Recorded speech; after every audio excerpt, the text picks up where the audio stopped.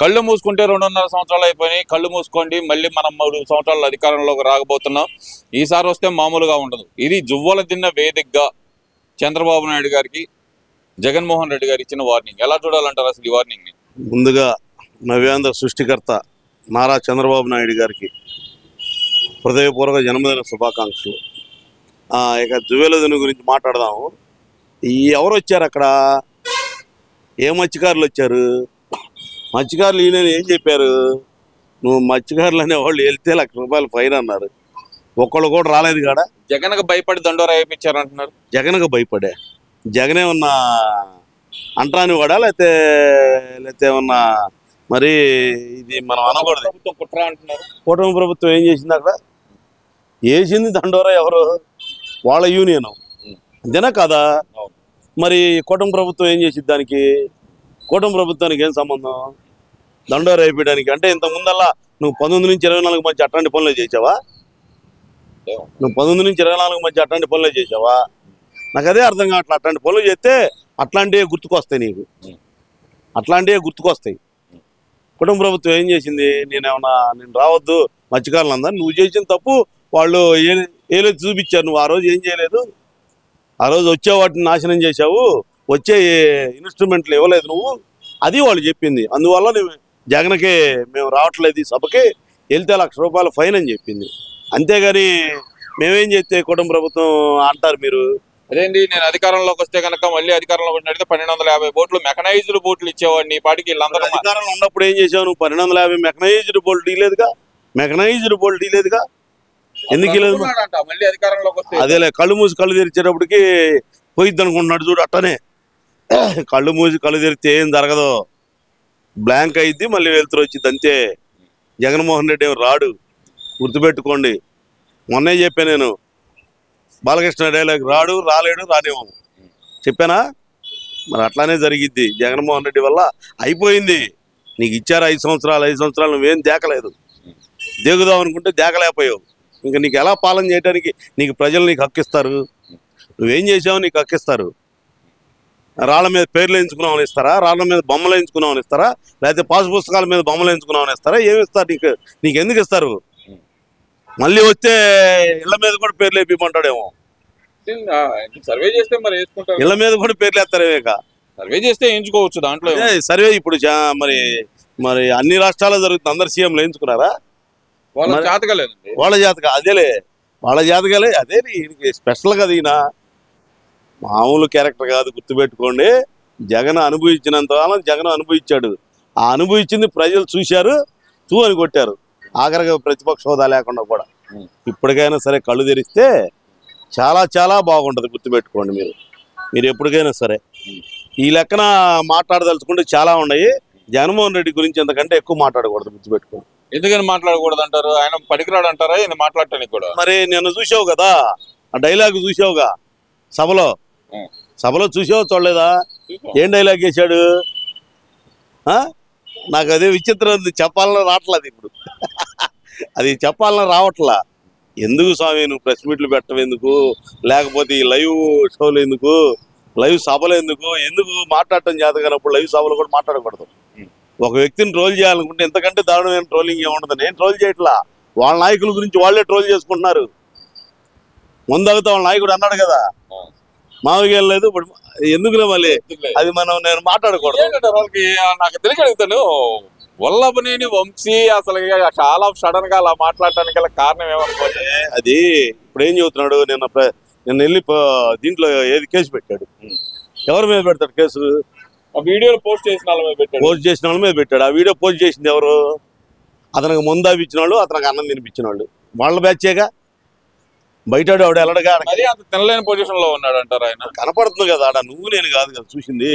వాళ్ళే వీడియోలు బయట పెట్టారు కదా, వాళ్ళే కేసు పెట్టాలి కదా. వాళ్ళకి అన్నం పెట్టిన మీదే కేసు పెడతాడేమో, మన ముందాబి ఇచ్చిన కేసు పెడతాడేమో. ఎవడి మీద పెడతాడు కేసు? మీరు మాట్లాడింది మీ నాయకులుంది, మీరు మీ అనుచరులు బయట పెట్టారు. ఏది అమ్మటి రాంబాబు దగ్గర కారులో వాళ్ళు బయట పెట్టారు చూసావా? అట్లానే ఇది కూడా కర్మ అనేది ఉంటుంది. ఆ కర్మ అనుభవిస్తున్నారు ఇప్పుడు వీళ్ళందరూ. అంతే, దానికి ఏం తేడా ఏం లేదు. కర్మ సిద్ధాంతం ఫాలో అవుతున్నారు. గుర్తుపెట్టుకోండి, కర్మ ఎప్పుడు తినేస్తుంది. గుర్తుపెట్టుకో. నేను ఒకప్పుడు తిన్నావు కదా జనాన్ని, ఇప్పుడు ఆ కర్మ నిన్ను తింటుంది. ఏంటంటారు ఈ వైసీపీ నాయకులు అసలు రెచ్చగొట్టే వ్యాఖ్యలు పదే పదే చేయడం? నిన్న అయితే కనుక అంబటి రాంబాబు ఏందో మళ్ళీ 12 గంటలు నిరాహార దీక్ష చేస్తున్నాను నేను 18వ తారీఖు అని చెప్పి ఒక ప్రకటన ఇచ్చారు కదా, ఆ ప్రకటన ఎలా చూడాలంటారు? దేనికి నిరాహార దీక్ష? నాకు అదే అర్థం కాలేదు. అంటే ఆయన చంపడానికి వెళ్ళారంట, ఆయన ఇంట్లో వస్తువులు ధ్వంసం చేశారంట, వాళ్ళని అరెస్ట్ చేయలేదంట. మేము వెళ్ళలేదే అట్లా. మేము ఎలా వెళ్ళాము? నువ్వు తప్పుడు సమాచారం ఇచ్చి తప్పుడు స్టేట్మెంట్ ఇచ్చి వెళ్ళావు. నువ్వు తప్పుడు మాట మాట్లాడితే వెళ్ళావు. అసలు వెళ్ళినాల్లో మీరు ఉన్నారు కాబట్టి మిమ్మల్ని అడుగుతాను. మేము వెళ్ళాము. ఎందుకు వెళ్ళాము? మా నాయకుడిని తప్పు అన్నాడు కాబట్టి వెళ్ళాము. తప్పు అన్నాడు కాబట్టి వెళ్ళాము అని ప్రెస్ మీట్ లో నా కుక్క కూడా భయపడదు అన్నాడు కదా. అవును. మరి కుక్క భయపడినప్పుడు దానికి ఇవ్వాలి కదా ఏదోటి. ప్రెస్ మీట్ చంపేయడానికి చూసారు అంటున్నాడు కదా.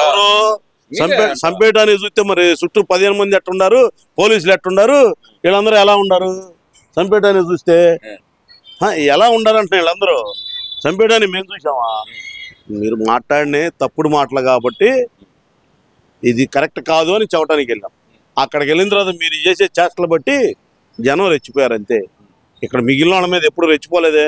వైసీపీ వాళ్ళ మీద, అంబటి రాంబాబు మీదే ఎందుకు రెచ్చిపోయాము? అతను మాట్లాడిన భాష. ఆయన అంబటి రాంబాబు అంటే ఒక పులి కాబట్టి పులి మీద పులి ఆయన చెబుతున్నాడు, కాపు టైగర్ అనుకుంటున్నాడు. ఎవరు? వాళ్ళే వాళ్ళని దేకట్లా. మేమనేది ఏంది? మేమన్నా ఎప్పుడన్నా కాపుకి అతను సపోర్ట్ చేశాడు ఎక్కడన్నా? వదిలేయండి, ఆయన సపోర్ట్. నువ్వే కదా, మీరే కదా అంటుంది కాపు కులానికి నాయకుడని. నేను అనలేదండి ఆయన, కానీ ఆయన చెప్పుకున్నా. ఆయన చెప్పుకుంటాడు లేబ్బా. ఆయన చెప్పుడని నేను తోపుతురు అని చెబుతాడు. జగన్మోహన్ చెట్ల మాట తిప్పను మడిని తిప్పను అన్నాడు కదా. మరి ఎన్నిసార్లు మడిని తిప్పాడు చూశారు కదా, ఎన్నిసార్లు మాట తిప్పాడు చూశారు కదా. మాట మాట్లాడటమే చేత కాదు వాళ్ళ నాయకులకి. ఇంక వాళ్ళే రాజకీయం చేస్తారు. రాజకీయం చేస్తే మేం చేస్తున్నాం చూడండి. పబ్లిక్గా ఎక్కడ ఆయన తప్పు ఉంటే నిరూపించండి. మీరు చెప్పండి, ఇదిగో పలాంది తప్పు ఉందని, మేము సరి చేసుకుంటాం. మీకు ఆ మాట చెప్పడానికే మమ్మల్ని లోపల ఇస్తే, మమ్మల్ని ఇట్లా మాట్లాడటానికి వీలు లేకుండా చేస్తే ఏం చేశారని మీరు మీకు పాలన ఇస్తారు? ఏం దేకారని మీకు ఇది ఇస్తారు? ఇది కుదరదు. వ్యవస్థ అయిపోయింది, చెడిపోయింది. ఆ వ్యవస్థను చెడగొట్టిన దానికి మేము బాగు చేయడానికి నానా తిప్పలు పడుతున్నాం, నానా ఇబ్బందులు పడుతున్నాం, నానా కష్టాలు పడుతున్నాం. ఇప్పటికైనా గుర్తుపెట్టుకోండి, ఒక్కసారి ఒక వ్యక్తి ఒక నాశనానికి చెప్తే ఆ కుటుంబం ఎంత నాశనం అయిద్దో ఒక వ్యక్తి వల్ల, అట్లానే ఒక పార్టీ వల్ల ఆంధ్రప్రదేశ్ అంత నాశనం అయిపోయింది. మరి ఏంటి జగన్మోహన్ రెడ్డి గారు అయితే కాన్ఫిడెంట్ గా చదువుతున్నారండి, కళ్ళు మూసుకొని కళ్ళు తెరిస్తే మనం అధికారంలోకి వచ్చేస్తాం. మూసి చూడమను, మూసి తెరవమని చెప్పండి. ముయ్యండి, తెరవండి, ఏం జరిగింది? ముయ్యండి, తెరవండి, ఏం జరిగింది? అంటే కళ్ళు బ్లాక్ అవుతాయి, కళ్ళు వెళ్తాయి. అంతకంటే వచ్చేసింది అంట కదండి. నేను ఇప్పుడు 3 సార్లు మూసా, నాకు రాలేదే. ఆ మాట అంటారు ఏంటంటే ఆయన చదువుతుంటే పక్కన. అరే ఇప్పుడు సరే మళ్ళీ మోస్తున్నా, మళ్ళీ తెరుస్తా, మళ్ళీ మోస్తున్నా, మళ్ళీ తెరుస్తా, రాలేదే. ఒక సెకండ్ కూడా కాలేదుగా. కళ్ళు మూసి కళ్ళు తెరిచేదే. తెరిచారు, కళ్ళు మూసిన వాళ్ళు కళ్ళు తెరిచారు. జగన్మోహన్ రెడ్డి ప్రభుత్వంలో కళ్ళు మూసుకుపోతే జనాన్ని 2024లో అందరు కళ్ళు తెరిచి 124 ఇచ్చారు. 2019లో కళ్ళు మూసి ఓటేశారు నీకు.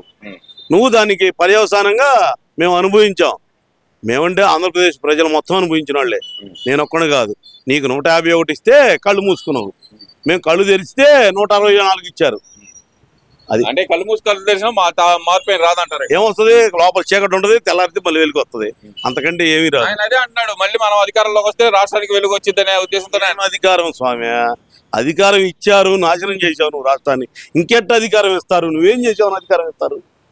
నువ్వేం చేశాను? పబ్జి గేమ్ ఆడుకుంటున్నావు అధికారం ఇస్తారా? ఇంట్లో కూర్చొని ఎట్లా ఇస్తారు అధికారం? ఏం చేసావు నువ్వు? అధికారం ఇస్తారు? నువ్వేమో ఇంకొక పని చేశానని చెప్పు. ఏం చేసావు? నాకు రాళ్ళు వేసావు, సర్వే చేసి తగులు పెట్టావు పక్క పొలాలకి. నీ బొమ్మ ఎంచుకున్నావు. నీ బొమ్మ, నీ సుందరాంగుడి బొమ్మ మా చేలలో మా అవసరమా?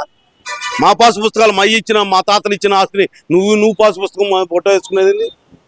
లేకపోతే మాకు ఇచ్చిన ఆస్తి డాక్యుమెంట్ మీద నువ్వు గవర్నమెంట్ దగ్గర దాచిపెట్టుకునేది? ఏం చేసావు? నీకు ఇస్తారు. నాశనం చేసావు ఆంధ్రప్రదేశ్ని. బాగు చేయడానికి సరైన చర్యలతోటి కూటమి ప్రభుత్వం ముందుకెళ్ళబోతుంది, ముందుకెళ్తుంది కూడా. ఇంకా ఈ 3 సంవత్సరాలన్నా చూసావా, 3 సంవత్సరాల్లో నీకు 2 అంతలు బొమ్మ చూపిస్తారు. Thank you.